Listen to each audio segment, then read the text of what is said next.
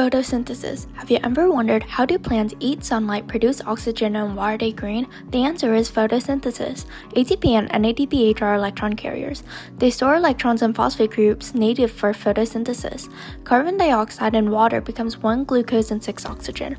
Plants contain a pigment called chlorophyll, which absorbs all light except green. CO2 comes through the stomata and water comes through the roots.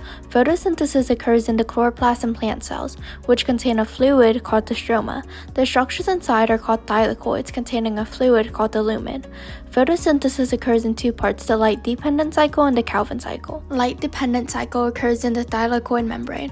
Water from the lumen is separated into hydrogen and oxygen, releasing an electron. Sunlight charges the electron in photosystem 2 and is then passed to the NADPH synthase. The electron on NADP+ makes NADPH. When hydrogen passes through the ATP synthase, it powers it like a watermill, allowing ADP to turn into ATP. Realize that the inputs and outputs of both cycles are quite similar. This is because both cycles recycles materials in one another. Calvin cycle. Carbon dioxide is split into carbon and oxygen. Phase 1 is carbon fixation. Rubisco combines carbon and RuBP from the previous cycle, creating an unstable molecule that splits into 2-PGA.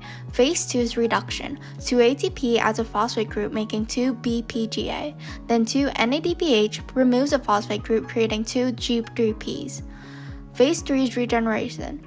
Because of regeneration, 3 cycles only sends out 1 G3P for energy.